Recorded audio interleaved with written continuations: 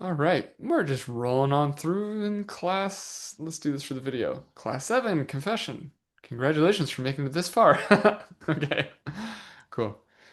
All right, and then we get into the seven ingredients prayer.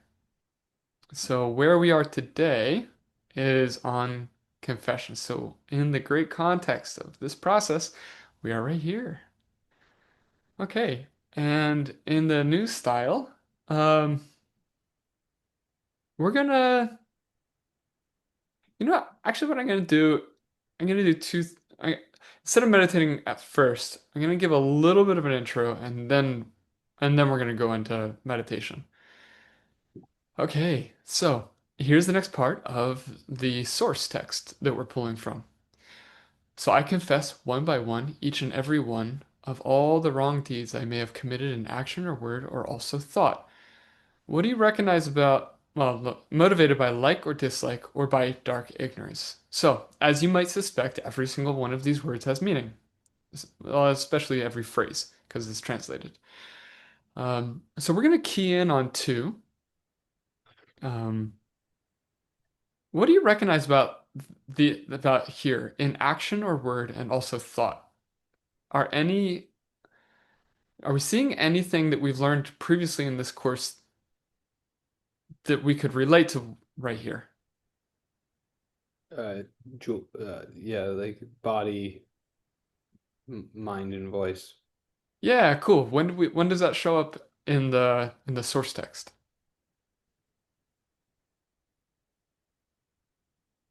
I can't cite the dictum, but we've turned to it when talking about refuge. Yeah, okay, good. And then we also do that with prostration. So we prostrate with th we call them the three gateways. And so you'll see this over and over and over and over and over again. Um, and Jake, that's great that you brought up refuge. I didn't think about that. That was a good one. Because we're trying to take refuge in every way that we are. And so there are three ways that we can be engaged in the world through actions, through words, and through thoughts. So mind, body, and speech. So good. Nice. And then there's another aspect, which we're going to not get into right now, motivated by like or dislike or by dark ignorance. So that's another big chunk. We're going to get into that after we meditate.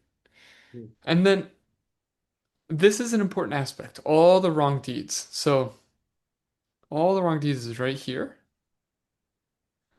in action, word, or also thought. There's three different criteria of wrong deeds that we need to take responsibility for, and this is kind of overwhelming when you start to really feel like, wait, I'm responsible for all of that? No, no, no. I thought I was just responsible for the things that I literally did myself. And nope, you gotta take radical responsibility for lots. So if I if I was a jerk to somebody, that makes sense, right? I was the jerk. But if I went and told somebody else to go be a jerk to somebody and they did it, stinks for them, but also stinks for you because you got others to do that for you. Like you can see this in the court of law. Like you can't go ask someone to go steal from somebody else and be totally innocent of the crime, right? The karmic law is the same. And then this is another one that is super subtle, quite nefarious, at least in my experience. I find myself, this is the one that this is so pernicious, or I don't even know, like it's slippery, it's like sneaky. Something that you're glad that someone did. So you didn't do it, you didn't ask somebody to do it, but it got did. And you're like, yes. So, I struggle with this the most in politics when there's somebody that I really have trouble loving deeply, and I see something bad happen to them that someone else did to them. And I'm just like, yeah, serves them right. Like, no, you can't even do that. Um, and it makes sense because skipping ahead a little bit, when we go to rejoice in our good actions, what we're doing is we're amplifying something. And we're being very intentional about what we're amplifying. We're amplifying something good. But you can equally amplify something not good using the same quality of rejoicing, but on an awful object. Instead of an object that gets us out of suffering, it is an object which is suffering itself. And so it's when you're like, yeah, I'm glad they slipped and fell and hit their head or something like not gonna make you a nice person. I hate to break the news to you. Okay, so that's confession. And then we're going to get into a really nice process that I'm going to walk you through and then I'll explain it.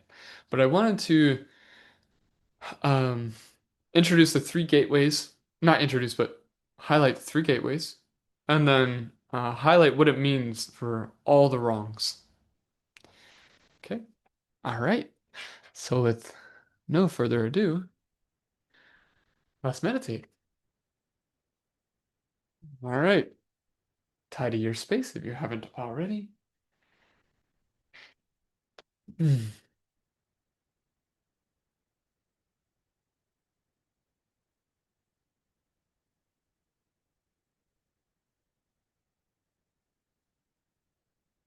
And make some kind of offering. I made mine before class in anticipation. You can make another one if you like, and then come into a good posture. I won't cue posture today.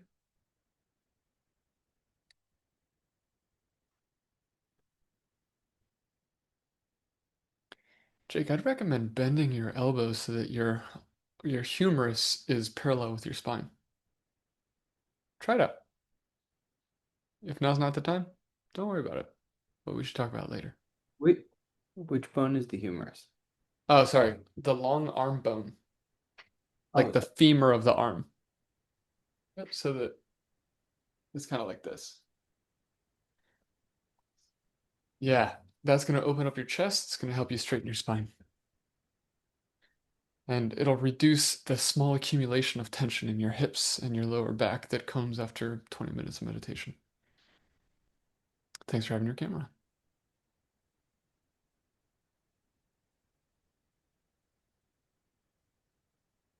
10 breaths.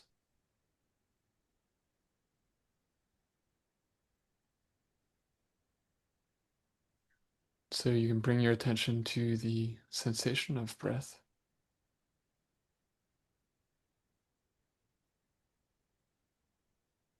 And we're counting on the exhales. So the first exhale is 1.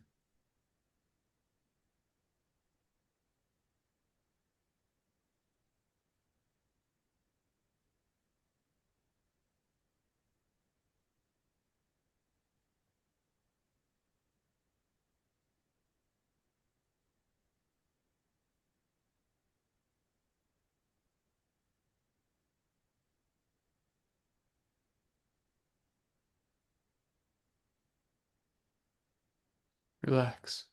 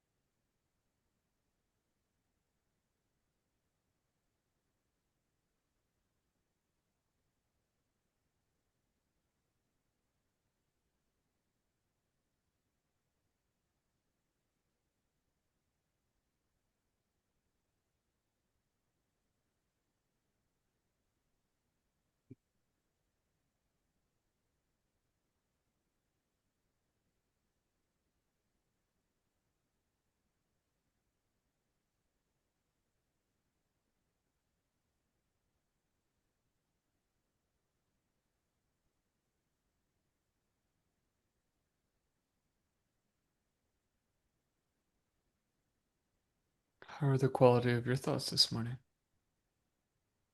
Check in with the mind.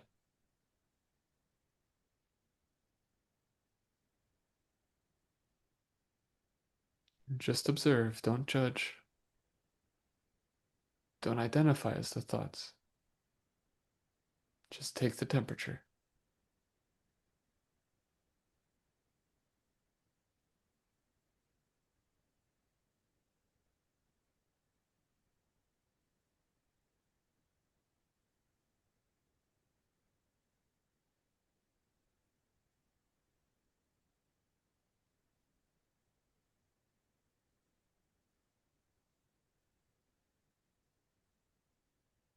And now make an assessment. Is your mind agitated? Is it dull? Is it balanced? Is it grasping? Is it pushing things away?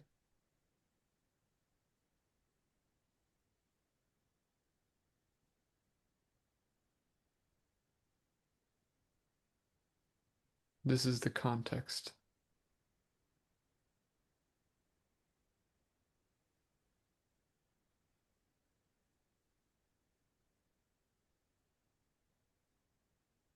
If you're agitated, extend your exhales throughout the meditation to release some excess prana.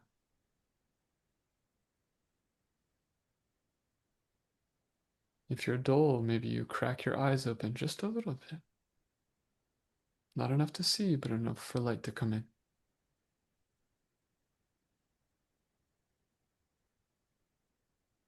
Do whatever you need to do to set yourself up for success in this meditation.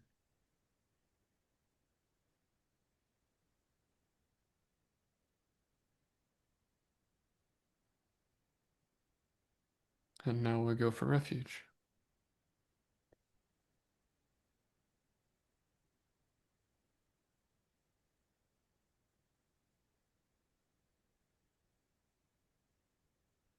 I choose to break the cycles of suffering.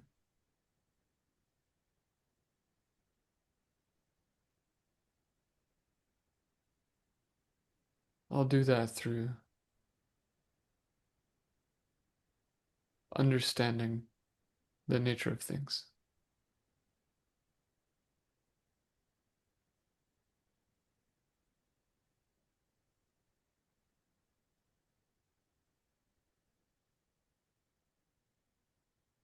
That's where I go for refuge.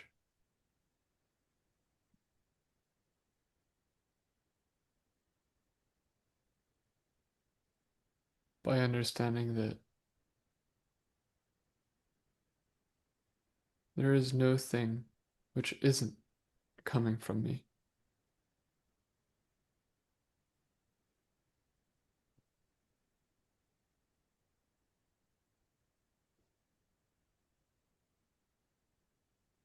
And upon this basis of wisdom, I will live with compassion.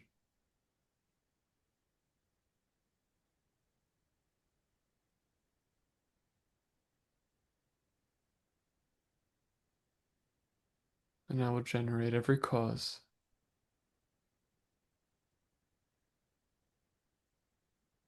that results in a perfect body, speech, and mind.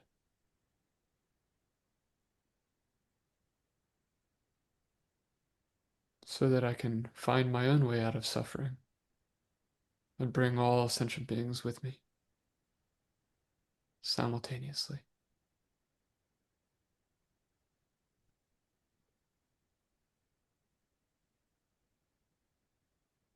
And I do this in the presence of a garden of divine beings.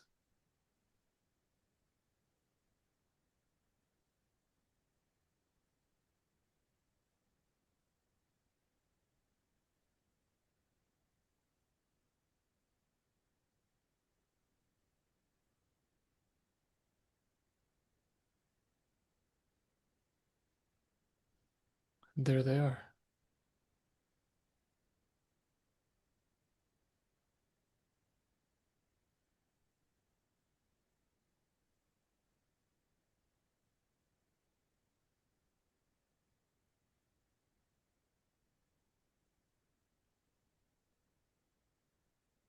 And I imagine all of them consolidate into a single being, which is my teacher.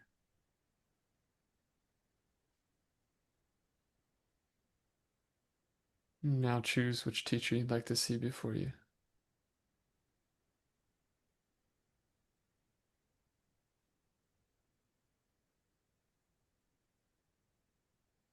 And think about their good qualities.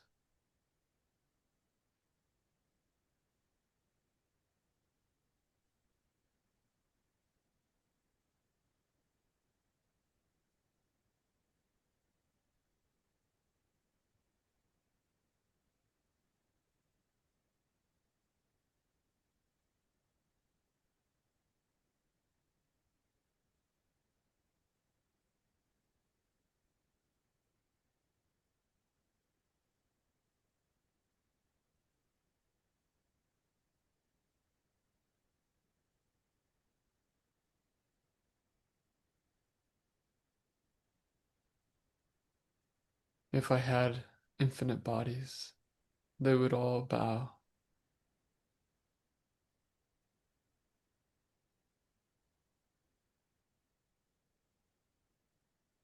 And every single one of their tongues would sing praises for the good qualities which bring love and light into the world and dispel darkness and pain.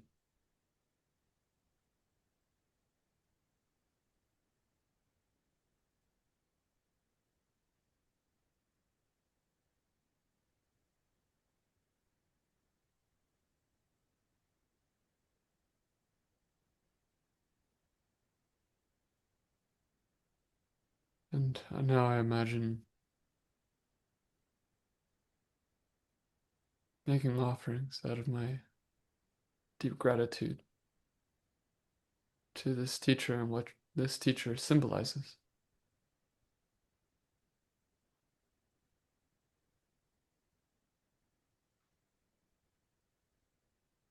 This teacher who wants nothing more than my own happiness.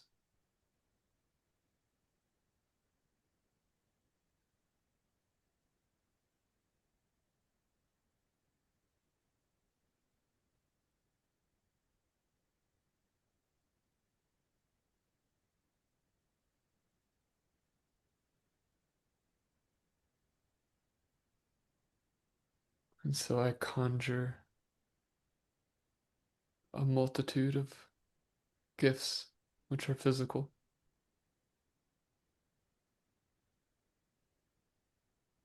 And I also offer gifts which have no higher thing.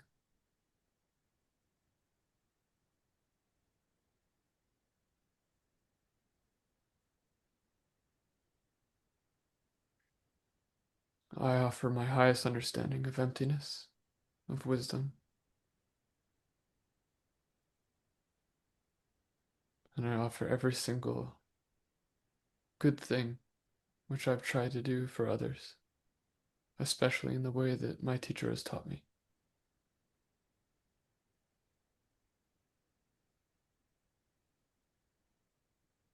There is no higher thing than serving others with a perfect understanding of wisdom.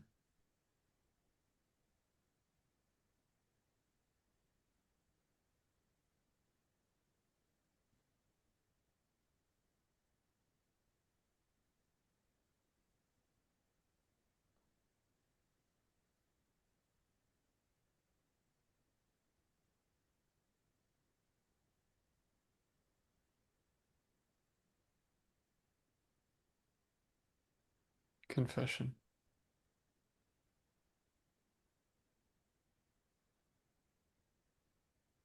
Because I understand cause and effect, I understand that every action that I've undertaken, motivated by the three poisons of destructive liking, destructive disliking, and the dark ignorance of misunderstanding, I understand that necessarily those must create their own seeds, or sorry, their own fruit that is in likeness of its seeds.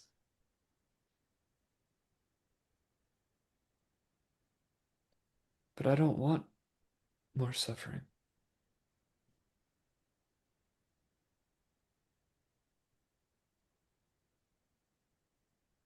It is impossible to destroy causes, but it is possible to stop causes from becoming effects.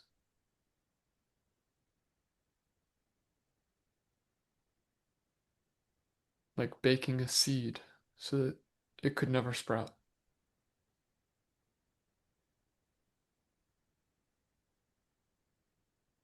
And I can't change what I've done in the past, but I can change how my future is.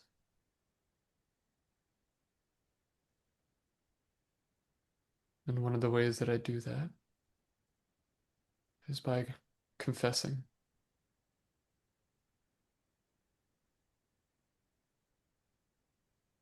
Confession, in this sense, is nothing more than an expression of understanding, and compassion.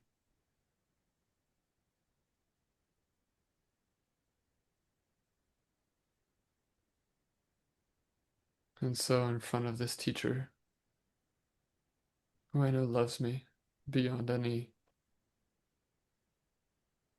limit,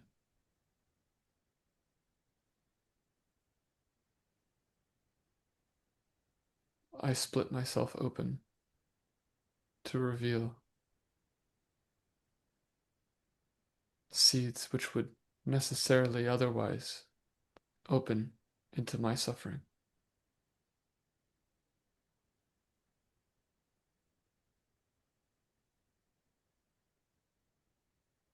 And so, think of one specific thing in the last 24 or 48 hours that you did, got someone else to do, or was glad that someone did, which is a cause of suffering, which is flavored by the three poisons.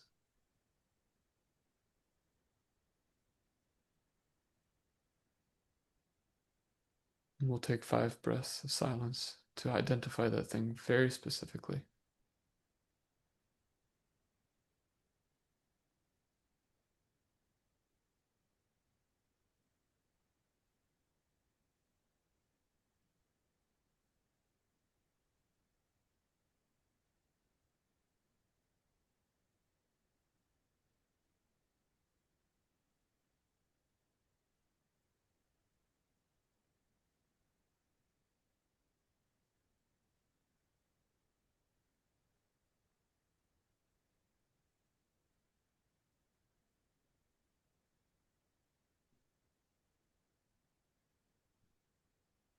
And now we will follow the process of the 4 powers.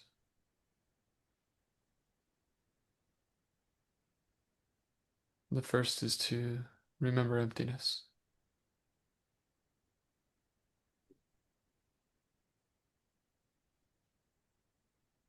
If things had self existence, then there would be no purpose to confession.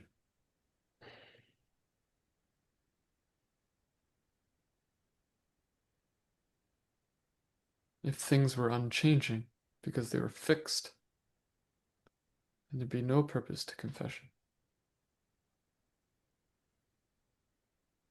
But because things are empty and they're filled with my perceptions of them, then there is deep purpose in confession. In the same way that a tree is pruned or a garden is weeded,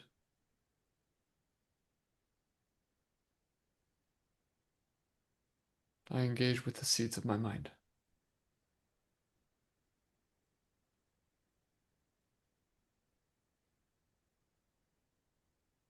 Understanding that action as a seed, what must the result be if unabated?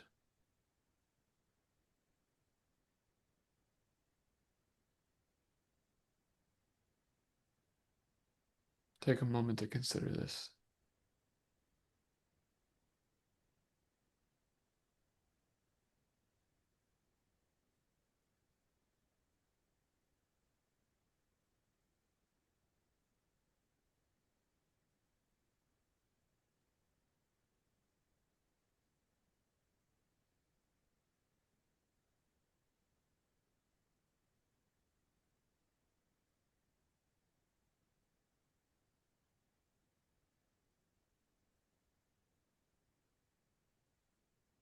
Recognize the suffering in that effect.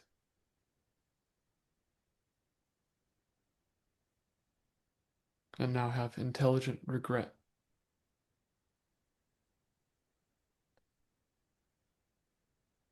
which is the same feeling as you would feel if you were to have drank poison and now are realizing that it's poison, and now you regret having drank it.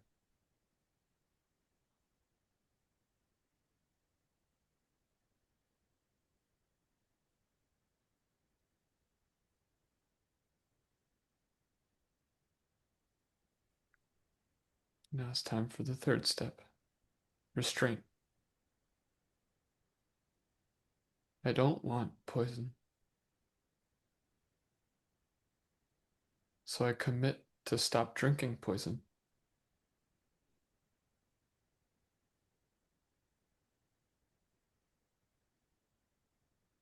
Make a commitment that you will honor to stop doing that thing for some amount of time that you can complete.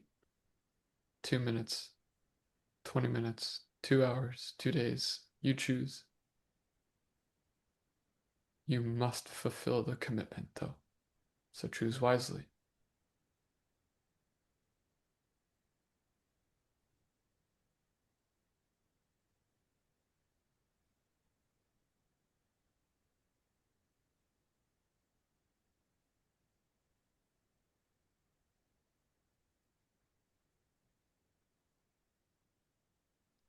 Seal that commitment in your heart with conviction, and we go to step 4. Remedy. The remedy to venom is antivenom.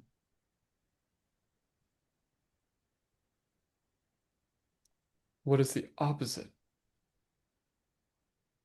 of the poison that you drank? If you were selfish, it's generosity.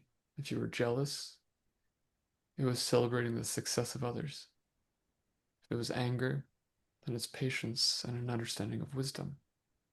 If it was addiction, then it's understanding cause and effect and feeling content with what you already have, etc. So take 5 breaths now to pratipaksha bhavanam. Meditate on the opposite.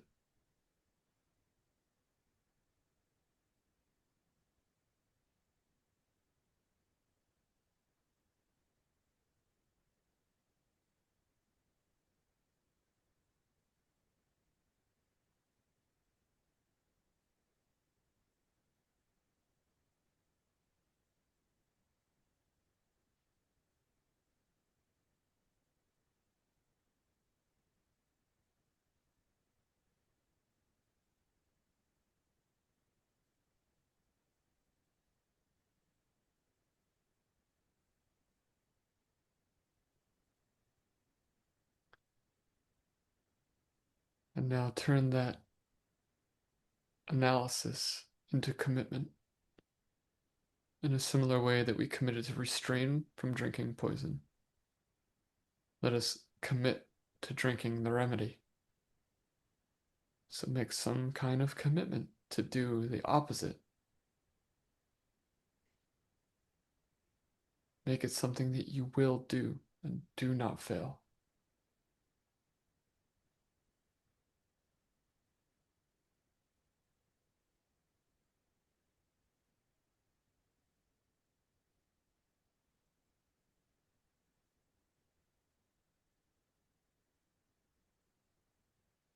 A medicine which is grand but not administered does no good. Even a small amount of medicine, dutifully taken, can begin to heal.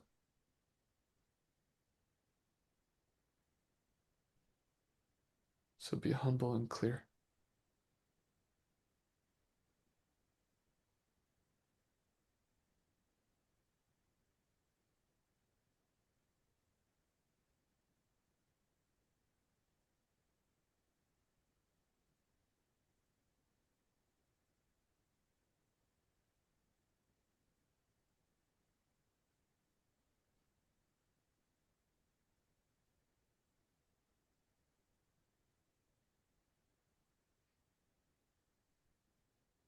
Now seal your commitment in your heart. I will do that for the sake of all beings. I will do that.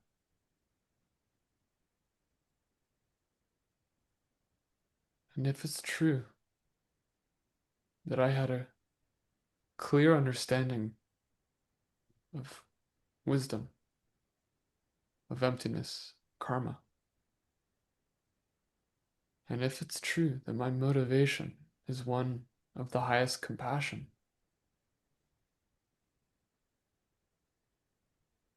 then may the seed of the remedy become a golden harvest in a single moment.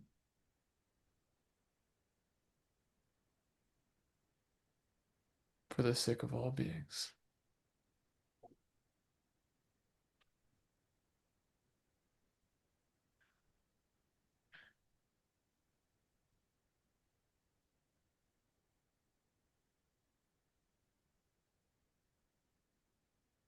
And now we ask our teachers to stay and to keep teaching us.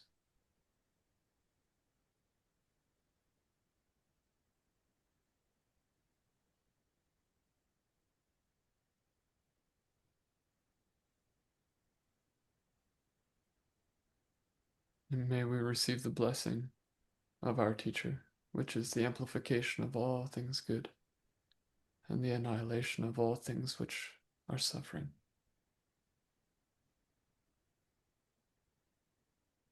Because the nature of our teacher is emptiness itself. And to touch that emptiness with perfect clarity for even a moment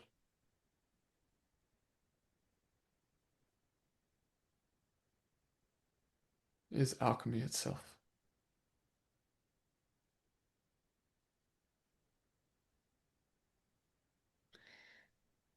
And you can begin to extend your exhales.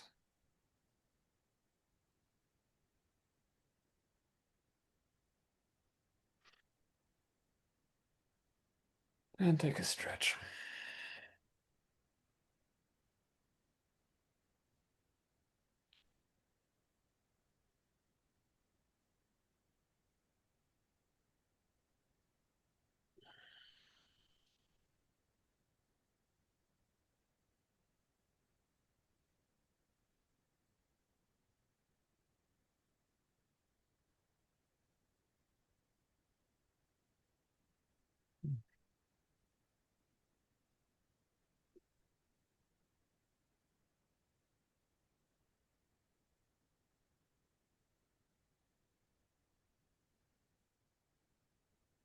Look at this image. This is called the Bhava Krama. Bhava Chakra. Bhava means to become. It also means to meditate. It also means objective. Has a lot of words, a lot of meanings. Chakra means wheel. So this is the wheel of becoming, or the wheel of life. This is Lord Yama, who is the Lord of Death. And within this, we have the 12 links of how each moment is created. There are 12 steps. And this wheel, which is also time, as time elapses from cause to effect, the wheel spins and spins and spins and spins, and Lord Yama is eating away at our life. Every single rotation. Because this wheel is a wheel of suffering. This is samsara, the cycle of suffering. So the 12 are on the outside. There's a lot in this image, but we're going to focus on just one very specific thing, which is these three animals in the very center of the wheel. If we were to understand really what these three animals symbolize, then the whole rest of this would become moot. We would spin the wheel backwards, or we could stop it from spinning at all, and therefore conquer even the Lord of Death. What are the three? Glad you asked. The rooster. Rooster's desire. So we see this in the prayer, motivated by like, dislike, or dark ignorance. And you may have caught that in the meditation that I use those words. This is the most basic aspect of what it means to live in a world of cycles of suffering. Motivated, motivated, motivated, motivated. Key word here. Because there can be like, but we don't have to be motivated by it. And there can be dislike, but we don't have to be motivated by it. There can be dark ignorance, but we don't have to be motivated by it. But when we move, when we're motivated by these three things, that's when problems begin. And so the rooster here represents desire. The words I chose to use in the meditation were destructive liking. Because desiring a nice time, with your mom or something like that is rather sweet. And desiring enlightenment for the sake of all beings, that's a really great desire. Um, what makes desire destructive is our attachment to it. It's our attachment to the desire. Um, that's what makes it destructive. It's constructive or generative or regenerative when our desire is something of like beautiful motivation. But if it's like, I just want another beer, or I just want to distract myself from the hard things of life by scrolling through Instagram for another 20 minutes or something, it's like, or I want that car because I think the car will make me happy. So what makes desire destructive is when we are taking refuge in the thing which we desire, as opposed to the emptiness of the thing we desire. Got it? It's a wrong refuge. It's a refuge in a pit of vipers. It's not refuge in a diamond of safety. I don't know. Uh, snake, aversion. Aversion is destructive disliking. Is I don't like you, so I'm going to punch you in the face. Or I don't like you, so I'm going to take over your country. Or I don't like you, so I really like it when you are hurt. I rejoice when you suffer.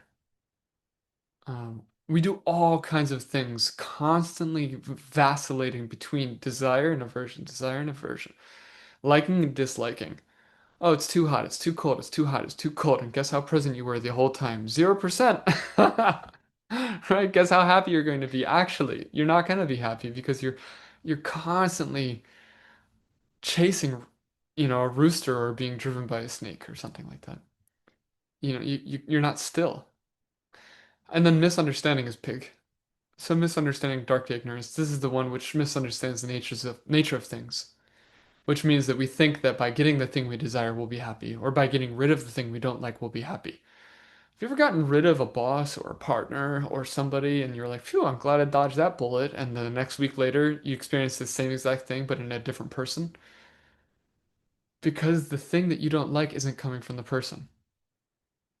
That's how a pig would think, according to this image, right? Get rid of the person, you're still gonna have a problem. It's just gonna show up in a different way. And it might not even be in a person, it might be in your body.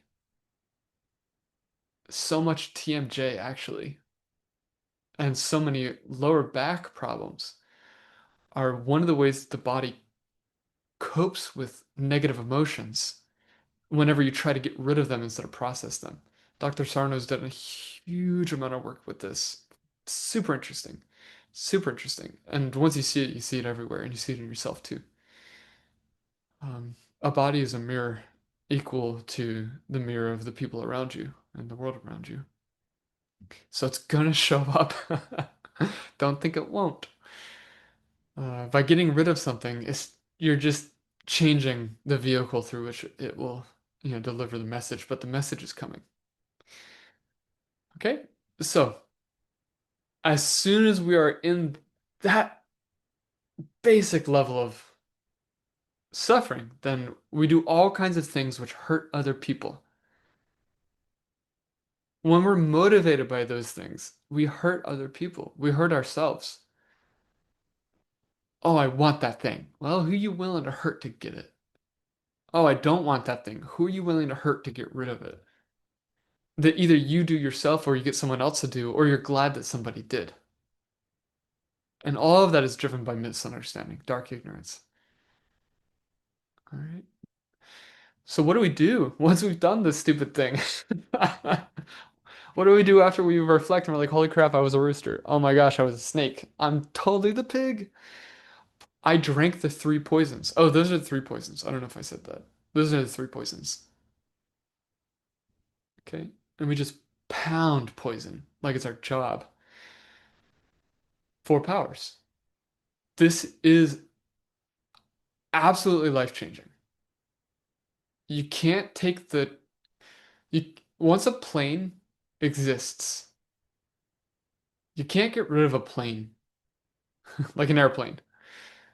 And our mind is like thoughts. Our mind of thoughts are like airplanes on a tarmac in a line just taxing, waiting to go off, waiting to go off, waiting to go off, waiting to go off. And those were set in motion a while ago. What we can do is we can rearrange the planes. Right? So we're like, oh, that's a bad plane.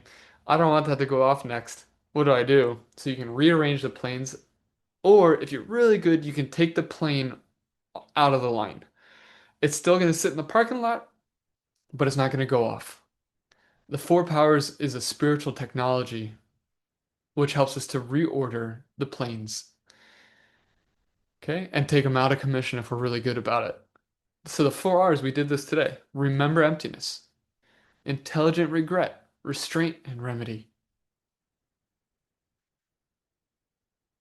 This is so powerful. I can't even. I I, I could never overstate it. Um, number one is it takes the thing which makes the planes go, the fuel, the jet fuel in the plane, is not doing this. Okay? The prana which carries the seed, like the wind in that sail, is simple misunderstanding. And then the most awful part of misunderstanding is because we didn't take the time to understand it, then we're doomed to repeat it. So if we first start by understanding how things exist ultimately, and then how they show up in interdependence with our mind, cause and effect, and we're freaking aware of it, then we have intelligent regret.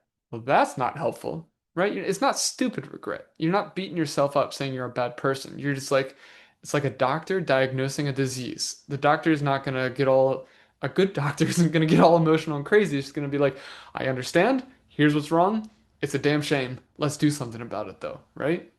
I just drank poison. Holy crap. I just woke up to that. So, first thing I'm going to do is stop drinking poison, and then I'm going to administer the medicine.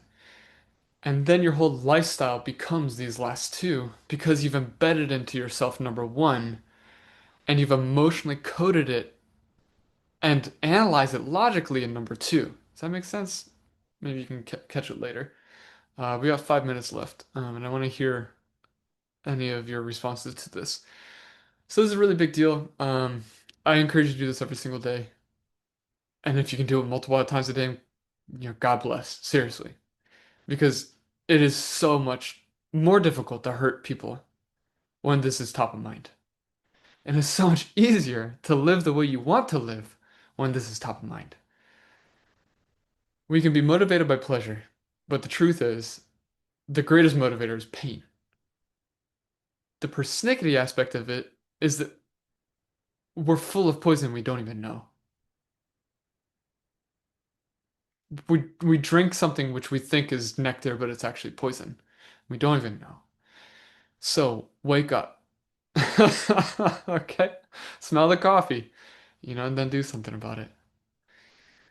Uh, cool. And then doing that in the presence of a teacher is just like if you're trying to do like some kind of surgery, but you're doing it in the dark.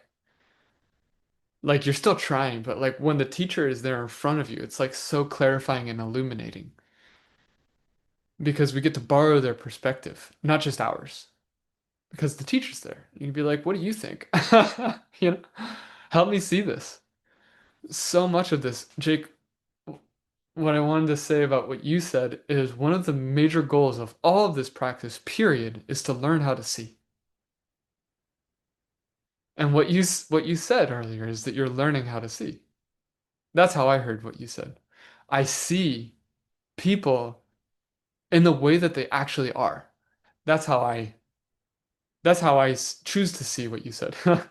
But it's how I see, you know? You go and you see the people hurting people, and you're like, why do they do that? Because their bodies are full of poison. Of course they're gonna hurt people. So let's have empathy. Let's do something about it. And by the way, where did they come from in the first place? It came from me drinking poison in the first place. I'm the administrator. I administered the poison that I now have to see as the suffering of them. But I don't want that. I'd rather do something cooler. All right. Would anybody like to share anything about their meditation today or anything about the content?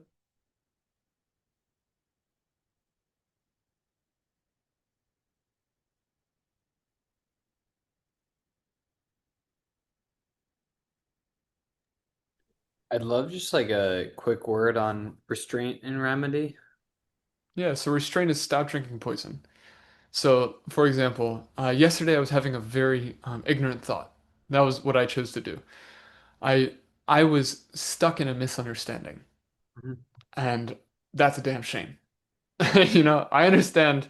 I have intelligent regret about that. So what I'm going to do is restrain from that specific misunderstanding. So I'm going to, in the same way that we try to keep our mind on the sensation of breath, and then our mind wanders, and we bring it back. It's like I'm going to try to be vigilant and watch my mind so that I don't have that same misunderstanding. And I know it's really difficult for me, so I only made the commitment of 2 minutes of not having that misunderstanding, which I believed that I could actually fulfill. So I tried really hard to restrain myself from that misunderstanding. Then the remedy was teaching understanding. And so I made the commitment to administer the remedy of misunderstanding, which is understanding, which can be administered through teaching about emptiness, which is exactly what I just did for the last X amount of minutes. So I've already fulfilled my my confession 4 steps today. Does that make sense, Jake? Makes a ton of sense. Yeah, cool. So if I have a bad habit of cutting people off in conversation, I'll say for the next 20 minutes, I'm going to be really vigilant to let other people talk as much as they need to. And before I talk, maybe I'll even take 2 breaths before I choose to talk. That's my restraint. And then my remedy would be to actively engage in amplifying the voices of people who are unheard. So there's all kinds of populations in this world who are voiceless. And so I'm going to work hard because I've been cutting people off, taking away their voice. I'm going to work really hard to amplify the voice of the voiceless. And I'm going to do that through an Instagram post, or I'm going to do that at a meeting today at 2 p.m. because I know that that person has trouble being heard and it hurts them. So I'm going to really go out of my way to make sure that their voice is heard in that meeting at 2 p.m. Things like that. Man, I just feel so hopeful.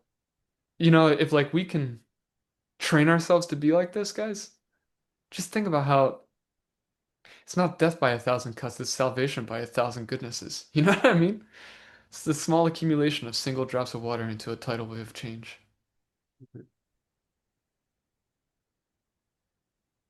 All right. Love y'all. Thanks Thanks for so much. hanging out today. This is awesome. Love y'all. Peace. Peace. Yep. All right. Peace out.